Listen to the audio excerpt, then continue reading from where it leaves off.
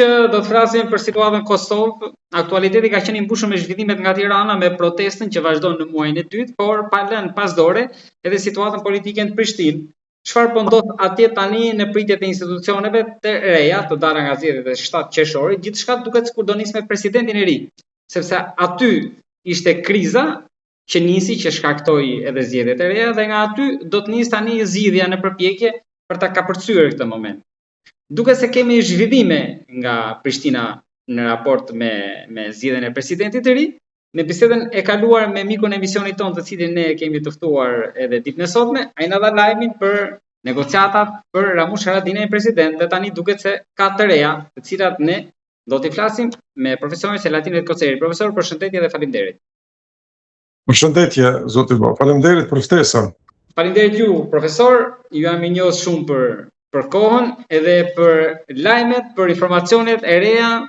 nga ajo që po ndodh underground në Prishtinë me negociatat e partive politike për zgjedhjen e presidentit të ri. A kemi tym të bardhë apo jo? Në fakt, negociata që është dashur të zhvillohen më njëherë pas datës 8 qershor, domethënë shtatit me 8-in është dashur të fillojnë negociatat. E kemi pa disa herë zotin Kurti, i cili thotë se po e presim certifikimin. Në fakt nuk ka nevojë fare të pritet certifikimi, sepse veç rezultatet dihen, edhe shihet mirë se çfarë koalicione mund të paramendohen për të pasur një qeveri edhe një president. Është pa qartë se ajo është e mundur vetëm me Partinë Demokratike të Kosovës, e cila në këtë rast ka heshtur, nuk është pa se është e interesuar për ndonjë koalicion, apo ndoshta në heshtje ashtu kanë pritur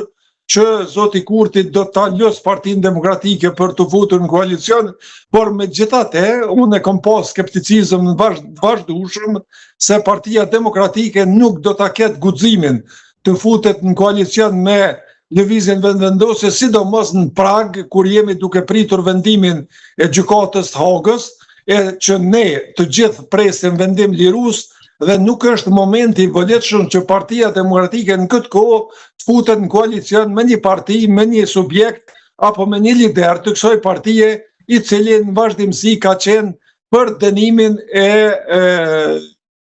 atyre që janë të burgosur në Hagë. Kështu që Lidhja Demokratike e Kosovës është imponuar vetë. Në një farë mënyre, zoti Abdigjiku e ka pa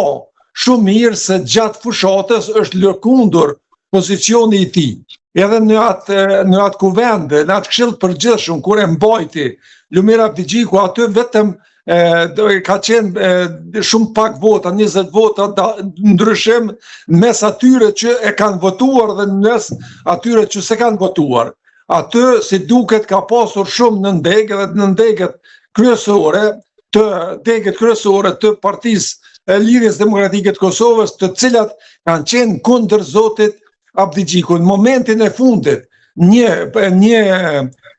nëndeg ka dalë në mbrojtje, ajo është nëndega e Vushtrës, e cila ja ka dhënë votat zotit Tahiri, i cili e dim që ka pas qenë i sulmuar shumë nga Lidhja Demokratike e Kosovës, kur ai bëri një koalicion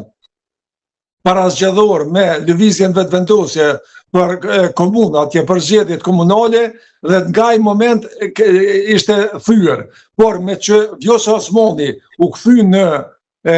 Lidhjen Demokratike, edhe zoti Tahiri u kthy bashkë me të dhe pajtuan, dhe ai ka qenë momenti i kthesës, dhe me votat e Vushtrës, zoti Lumir Abdigjiku e kaloi pragun, si të themi, edhe pse s'kishte kundër kandidat, por votbesimin do ta humbe brenda partisë, sikur zoti Tahiri mos ta votonte me delegatet e vet. Dhe në këtë mënyrë zoti Lumir Abdigjiku nuk vazhdon ta ketë më përkrahjen e degëve kryesore, siç është Peja, është Lipjani, është Prishtina, edhe disa degë të tjera, të cilat ndoshta kanë qenë në tavolinën e përbashkët të festimit të 250 vjetorit të pavarësisë, kanë ndajë ndoshta afër Lumir Abdigjikut, por megjithatë unë mendoj që Lumi Rapdigjiku nuk e ka më besimin e kuvendorëve Këshillit Përgjithshëm të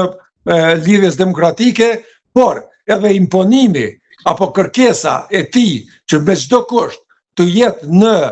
koalicion me lëvizjen vetëvendosje, derisa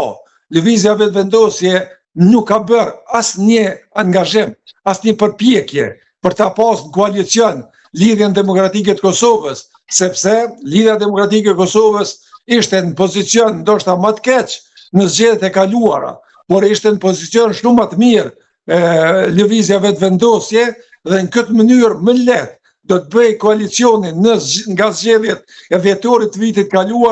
kaluar se sot tani që i mbrin 79 vota. Do më thënë, me votat e Lidhjes Demokratike të Kosovës nuk mund të zgjidhet presidenti. Kështu që rasti më i mirë është dhe sot e kemi lajmin nga koha net, lajm i posa mbrenda 10 minutave doli lajmi se lëvizja vetëvendosje ka pranuar ofertën e zotit Ramush Haradinaj. Mendoj që oferta ishte shumë gjeneroze e zotit Ramush Haradinaj, sepse ai kështu hapur u deklarua se nuk don as një pozicion qeveritar, as pozicionin e presidentit, por prapa perdeve është zhvilluar biseda tjetër me ndërmjetësues jo direkt e zotit Kurti dhe zotit Haradinaj, që zoti Haradinaj tjetë kandidat konsensual për president nga këto zgjedhje, dhe kë është, unë mendoj, është një lajm i mirë. Me qenë se unë do të isha përsëri për zgjedhje, por me qenë se rezultati po ndryshon shumë pak, populli po e voton zotin Ramush Haradinaj, voton zotin Kurti, është më mirë që të kemi një qeveri, qoftë për një mandat transitor, një vjet apo 2, edhe më vonë të përgatiten zgjedhje, dhe të shkohen zgjedhje, por të funksionojnë këtë formë dhe nëse zoti Kurti e ka pranuar kandidaturën, nëse është lajmi i vërtet, e unë besoj shumë që është i vërtet,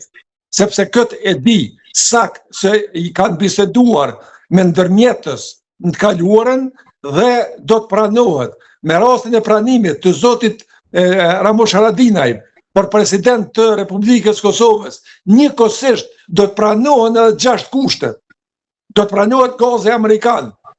sepse zoti Ramush Haradinaj, unë jam i bindur, do të përshpejtësoj dhe nuk do të bëhet president e Republikës Kosovës nëse nuk pranohet gazi amerikan. Nëse nuk do të ketë mundësi zoti Ramush Haradinaj për të vazhduar procesin e antarësimit të Kosovës në NATO dhe shumë 6 kërkesa tjerat të cilat i ka. Nëse zoti Kurti e ka pranu ofertën për president, njëkohësisht e ka pranu edhe ofertën për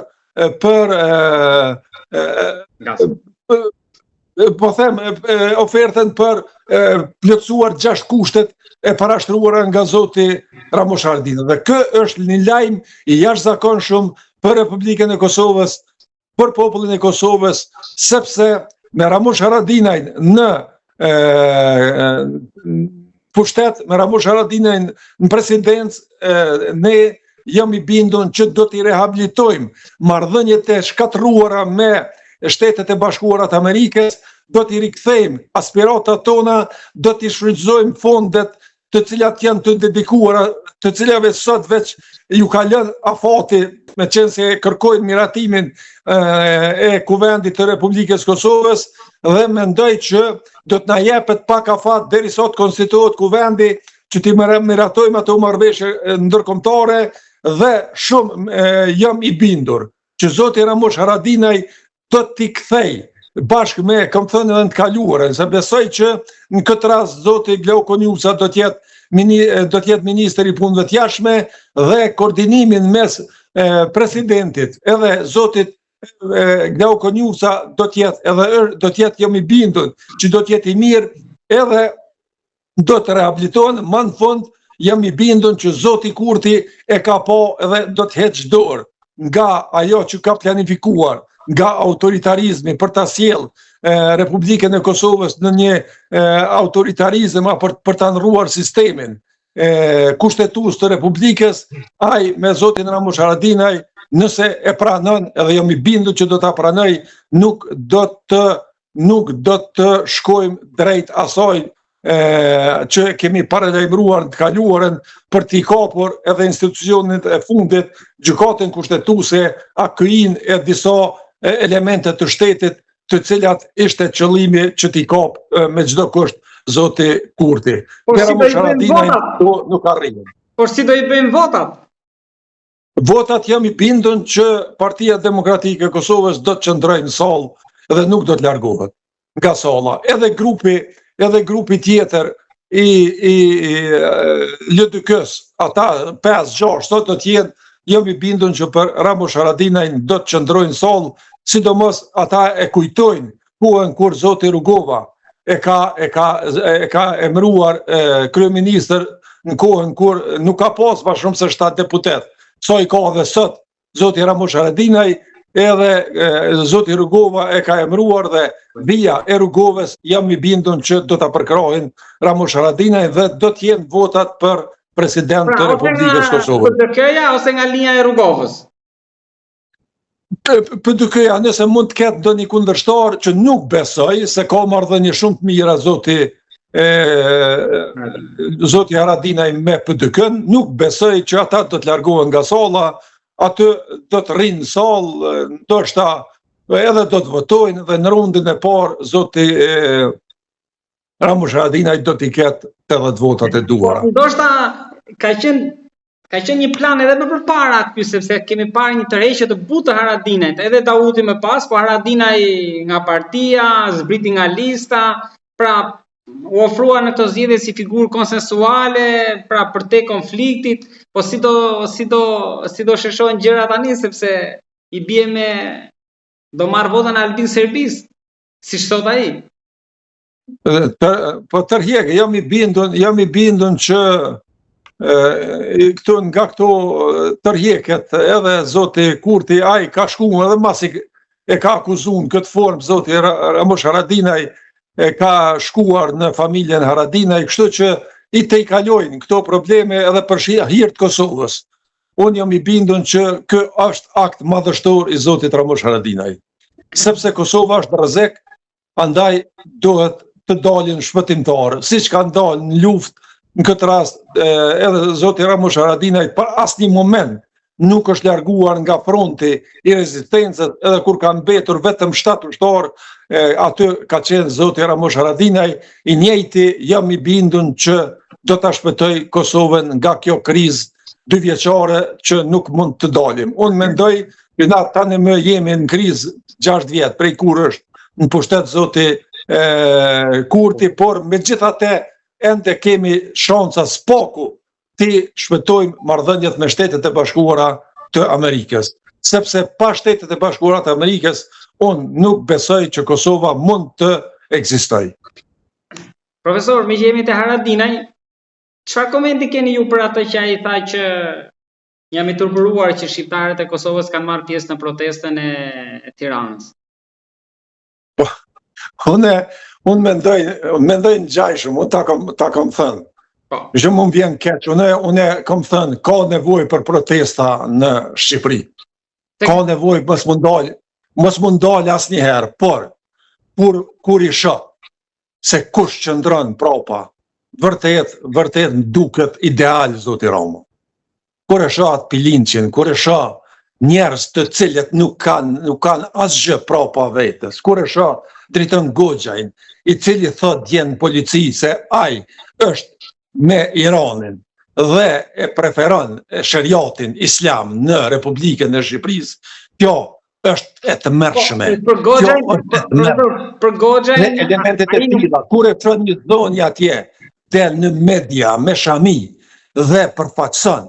demonstruesit. Nëse dikush është mrapa, nëse patriotët, intelektualet e vërtet rrinë mrapa dhe nuk dalin në ballë protestës, nuk kam se si ta përkrahi ose Ramush Haradinaj ta përkrah një mbetje të tilla osmane të cilat janë rrezik i madh për të ardhmen e Shqipërisë. Nuk po themi se është ideali zoti, sepse unë jam i bindur që zoti Edi Rama bashkë me Albin Kurtin janë produkt i Sorosit. Të dytë janë të rrezikshëm për të ardhmen e Republikës Kosovës. Atë që zoti Rama e ka bërë me Erdoganin, duhet të dalë hapur dhe t'ja kthej shpinën, ta largoj Erdoganin nga ndikimin në shtetin e shqiptar, sepse derisa Erdogani ka kaq fuqi në Kosovë, edhe në Shqipëri nuk ka të ardhme Kosova as Shqipëria, sepse ai shtet, në vërtet, zoti Erdogan ka qëllime kthimit të pashëllëqeve të trojeve shqiptare në ndikimin e Erdoganit, kështu që mbrapa kësaj unë mendoj që janë qarqe të erta kundër shqiptare, kundër Kosovës edhe kundër Shqipërisë. S'ka çka lyp aty, as Kosova, as Maqedonia, as Lugina Preshevës. Shqipëria është e gatshme, ka kuadro, ka njerëz që mund ta rrëzojnë qeverinë e Edi Ramës, ta bëjnë një qeverisje tranzitore. Unë jam për një qeverisje tranzitore për të përgatitur për një vit ligjin zgjedhor, për të shkuar në zgjedhje dhe për të zgjedhur qeverinë legale të Republikës së Shqipërisë, por jo në formën e tillë të grushtetit apo të inkorporimit të grupeve dhe të qarqeve të erta që nuk i dojnë të mirën Republikës së Shqipërisë. Ka përzihet Kosova atë, sepse ata që e kërkojnë Albin Kurtin, ne po të kishim mundësi me 2 dur do t'ja japnim, sepse do ta shpëtonim Kosovën. Merrni Albinin, lirisht, po ju themi se gjosa kana dohet, dhe në anën tjetër do ta kishim marrën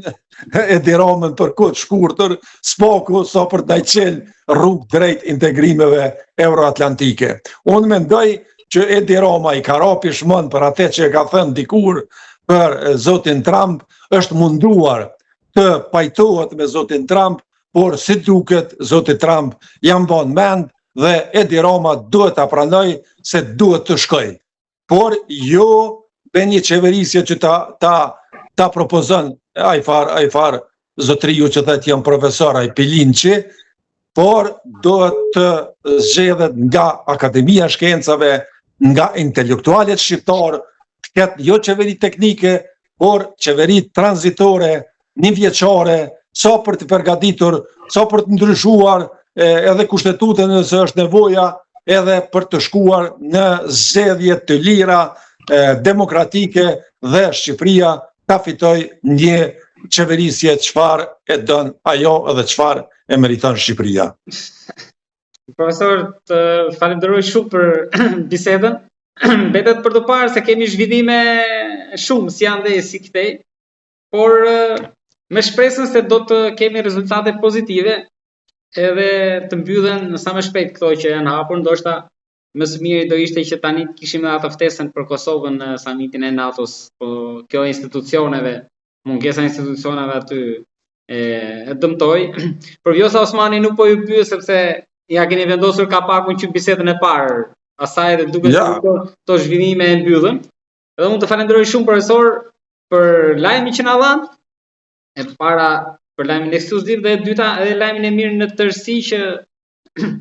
jemi afër te kalimit të krizës dhe krijimit të institucioneve të reja. Të falenderoj shumë. Faleminderit, respekt.